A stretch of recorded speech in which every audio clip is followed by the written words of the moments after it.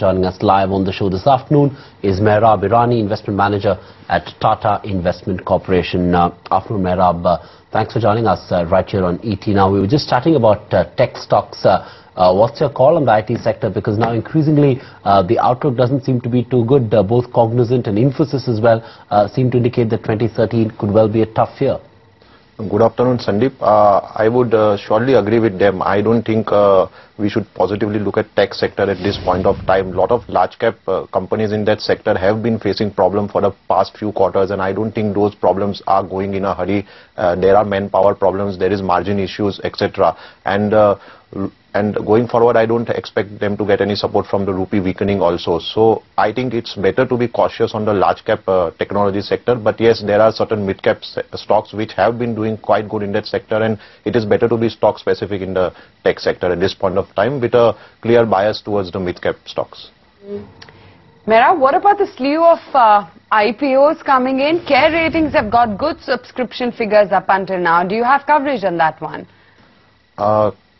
Care Ratings, I think, was one of the good quality IPOs which has come after a long time, and there is a dearth of paper in the ratings sector actually, which are, and it is the second largest ratings company in India, though it doesn't have any global tie-up. So I think the IPO size was quite small, and there was a lot of appetite for such paper among the institutional investors, which has resulted in a very good subscription for Care.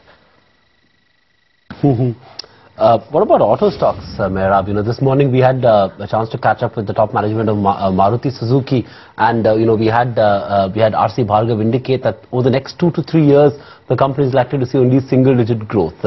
Given this, what's your fundamental call on the auto sector, and specifically on Maruti Suzuki? Auto sector, we have to be slightly cautious. However, there are certain things which are going their way. Like if you see the interest rates going forward is expected to come down. Also, if you see the margins the raw material cost has been stable, and I think there will be some improvement in the EBITDA margin of the sector. Selectively, I think we have to look at auto sector, though I would be little cautious on Maruti at this point of time, and also on the two-wheeler space. But I think the LCVs have done very good, and I think there will be traction on the MCV, etc. So I think we have to be stock specific in the auto sector. Mehrab, just a word on the banking pack as well, especially in light of the IIP data this time around. Does it seem like the RBI is going to cut any rates anytime soon? The IIP number was quite good. As you know, it was 8.2% and quite above the expectation, though it was supported by seasonal factors and low base effect.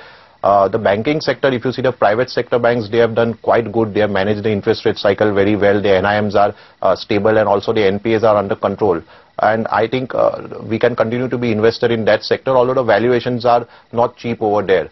On the other end, the PSU banks, they have suffered a lot because of the high interest rates, and also because of the NPA problems. They have huge restructured loans, etc. But I think once the RBI starts reducing interest rates, they will benefit, number one, from the increase in the NIMs, and also number two, from the gain in the bond portfolios. And the valuations are very reasonable in the PSU pack. Most of them are even today trading at below 1 times adjusted book values for all the restructured loans. So I think we have to selectively look at PSU banks as value plays from here on.